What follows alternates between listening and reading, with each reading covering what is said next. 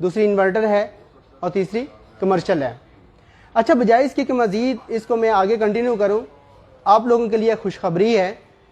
आज का जो सेशन है इसमें एंड पे आप लोगों को एक खुशखबरी दी जाएगी उन लोगों के लिए जो अभी प्लान कर रहे हैं कि हम हायर का डीप फ्रीज़र परचेज़ करेंगे। तो ये मैं आपको एंड पे बताऊंगा ताकि आप फोकस भी करें और आपको पता भी हो कि कौन सी ऐसी चीज़ है जो कि हम एंड पे अनाउंस करने जा रहे हैं। तो आज जिस तरह मैंने आपको बताया कि 3 हमारी सीरीज़ हैं, जिसमें जो बेसिक सीरीज़ है या पहली सीरीज़ है वो है रेगुलर सीरीज़। तो यहाँ हमारे पास 2 डीप फ्रीज़र डिस्प्ले किए हुए हैं, ठीक है, जिसमें ये सबसे स्मॉल साइज़ है 245 और ये सबसे बड़ा साइज़ है 535। अगर आपको इन साइड में आपको व्यू करवा दूँ, ये हमारा सबसे स्मॉल डीप फ्रीज़र है, तो आप इसको इन साइड देख सकते हैं, और इसके साथ ही बिल्कुल जो सबसे बड़ा डीप फ्रीज़र है वो भी डिस्प्ले है, आप उसको भी देख सकते हैं। तो ये डबल केबिन के साथ है सबसे बड़ा। वो लोग जो चाहते हैं कि हमें बड़ा डीप फ्रीज़र मिले लेकिन एक केबिन के साथ मिले, उनके लिए भी ऑप्शन है कि हायर का 405 जो मॉडल है वो सिंगल केबिन के साथ है और बड़े कैपेसिटी के साथ है। अब मैं आपको बताने जाऊंगा कि इसके जो फीचर्स हैं वो कौन कौन से हैं। जिस तरह मैंने आपको बताया कि हायर नंबर 1 है, वर्ल्ड नंबर 1 ये डीप फ्रीज़र है। तो ना सिर्फ ये बाकी प्रोडक्ट में है एसी या रेफ्रिजरेटर, बल्कि डीप फ्रीज़र के अंदर भी नंबर 1 है। अगर हम इस रेगुलर सीरीज़ की बात करते हैं तो इसमें एक सबसे ज़बरदस्त चीज़ है, वो ये है कि इसको आप इजीली कन्वर्ट कर सकते हैं कि ये कन्वर्टेबल है। कन्वर्टेबल से क्या मुराद है, आप इसको रेफ्रिजरेटर से डीप फ्रीज़र में कन्वर्ट कर सकते हैं और डीप फ्रीज़र से रेफ्रिजरेटर से में इजीली कन्वर्ट कर सकते हैं। और इसके लिए ये नहीं है कि आपको इसका कोई पार्ट जो है उसको चेंज करवाना पड़ेगा, बल्कि इस तरह की कोई चीज़ नहीं है जिसको आप चेंज करवाएंगे उसके बाद ये कन्वर्ट होगा। बल्कि अगर कैमरा करीब करते हैं तो मैं अपने सार्फिन को दिखाता हूँ। यहाँ पे एक नोब है और इसमें यहाँ लिखा हुआ है फ्रीज़र और यहाँ पे लिखा हुआ है रेफ। तो इसको अगर आप यहाँ से रोटेट करेंगे, ऐसे जब ये रोटेट करेंगे तो ये ऑटोमेटिकली कन्वर्ट हो जाएगा रेफ्रिजरेटर पे। और अगर आप चाहते हैं कि हमें बर्फ़ जो है ना उसकी मिकदार ज़्यादा चाहिए तो आप इसको फ्रीज़र पे ले आएंगे। इसके साथ ही 2 मज़ीद ऑप्शन जो यहीं पे ही आपको मिलती हैं वो है सुपर फ्रीज़ की। अब ये एक बटन है जिसको आप प्रेस करेंगे तो ये सुपर फ्रीज़ में कन्वर्ट हो जाएगा। जब सुपर फ्रीज़ में कन्वर्ट हो जाएगा तो इसकी कैपेसिटी जो है बर्फ़ बनाने की और फ्रीजिंग की ये फास्ट हो जाएगी, तेज़ हो जाएगी। और ये किन चीज़ों की बुनियाद पे ये होता है, ये जो कन्वर्जन हो रही है या इसकी कैपेसिटी जो है वो इंक्रीज़ हो रही है या इसमें जो आपको कूलिंग जो है ना वो ज़्यादा मिल रही है, वो किन चीज़ों की वजह से है? वो 2 चीज़ें हैं, एक कंडेंसर है और दूसरा इवेपोरेटर है। अच्छा, कंडेंसर हायर पाकिस्तान वाहिद कंपनी है जो कि डबल कंडेंसर यूज़ करती है सिवाय 2 मॉडल के, और इतने बाकी जितने भी मॉडल हैं इनमें आपको डबल कंडेंसर मिलता है, जिसकी वजह से जो कूलिंग एफिशिएंसी है वो आपको बेहतर मिलती है और इसके साथ साथ एनर्जी एफिशिएंसी भी मिलती है।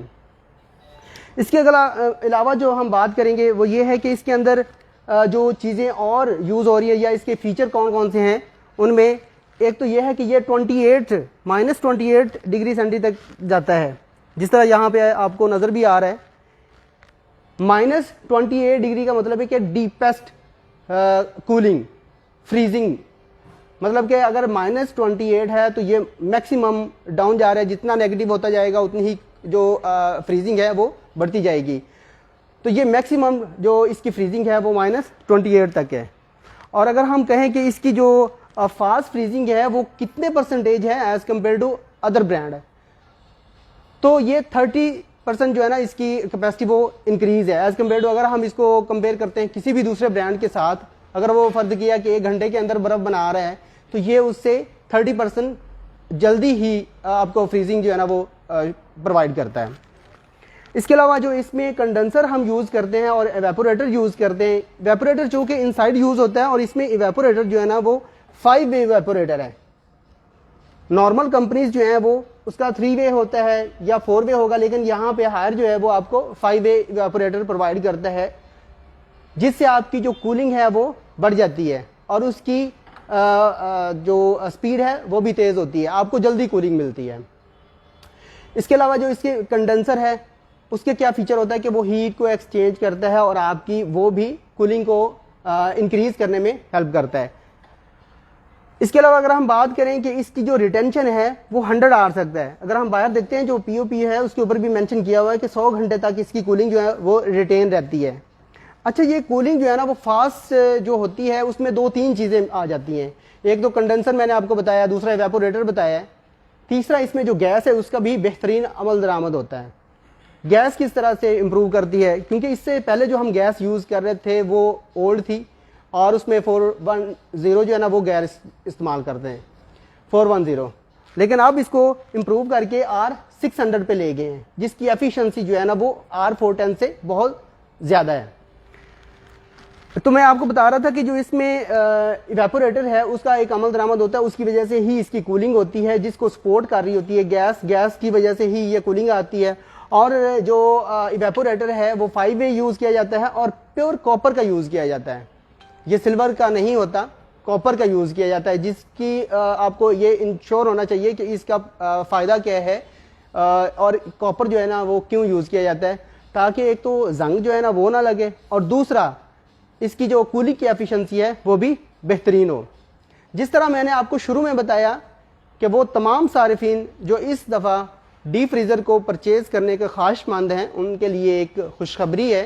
तो मैं चाहूँगा कि आप लोग मेरे साथ ही रहें जब तक कि ये सेशन कंप्लीट नहीं हो जाता। अच्छा, इस तरह अभी मैंने आपको बताया कि R600 गैस जो है ना उसको इस्तेमाल किया जाता है। इसके अलावा इसकी जो फोमिंग है, ये जो इसके अंदर फोमिंग है उसकी डेंसिटी कैसी है, तो वो भी थिक होती है और ये 3 जगहों पे आके इसकी कूलिंग जो है ना उसको रिटेन भी करता है और सस्टेन भी करता है और जो वेस्टेज है उससे भी बचाता है। जो वेस्टेज है वो किस किस मराहल में इसकी यहाँ से होती है, तो दोनों में अगर आप देखेंगे तो यहाँ पे आपको ना 3 किस्म की लेयर नज़र आती हैं। ठीक है, पहली लेयर ये है जो कि दरवाजे के ऊपर आ जाती है, यहाँ पे इस पोर्शन पे आती है।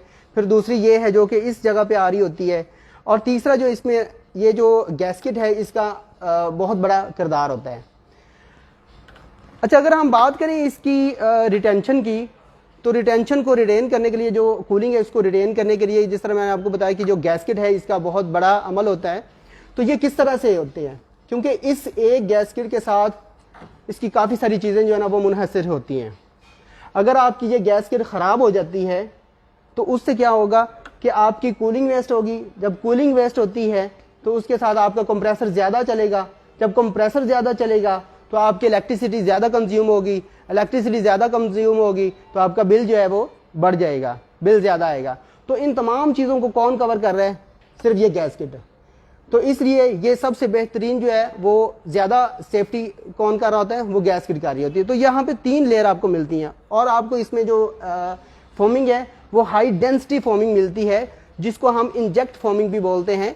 और ये एक दूसरे के अंदर जिसको आप कह सकते हैं कि मशीनी तौर पे इसको कंप्रेस करके इसके अंदर ऑब्जॉर्ब किया जाता है, ताकि जो कूलिंग है वो ज़्यादा अरसे तक रिटेन रहे और जल्दी कूलिंग जो है ना वो इसमें बन जाए।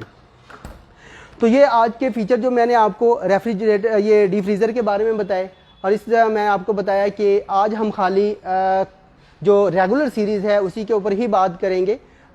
इसके अलावा हमारी जो इन्वर्टर सीरीज़ है और कमर्शियल सीरीज़ है उसके ऊपर हम नेक्स्ट वीक में जो हमारा सेशन होगा उसके ऊपर बात करेंगे। और जिस तरह मैंने आपको बताया था कि वो लोग जो चाहते हैं कि हम डीप फ्रीज़र परचेज़ करें उनके लिए एक खुशखबरी है, तो खुशखबरी मैं आपको देने जा रहा हूँ। वो ये है कि इस साल हायर पाकिस्तान ने अपने डीप फ्रीज़र की जो वारंटी है उसको इंक्रीज़ कर दी है। 2 साल से इंक्रीज़ करके इसको 10 साल पे ले गए हैं।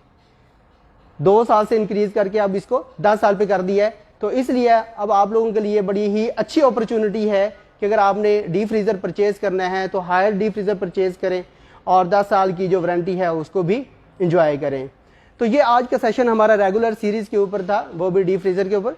तो इंशाल्लाह नेक्स्ट सेशन में हम आपके पास दोबारा आएंगे और नई चीज़ें, नई इन्फॉर्मेशन लेके आएंगे और नई खुशखबरी आपके लिए लेके आएंगे। तो तब तक के लिए मुझे इजाज़त दे। Thank you so much. अल्लाह हाफिज़।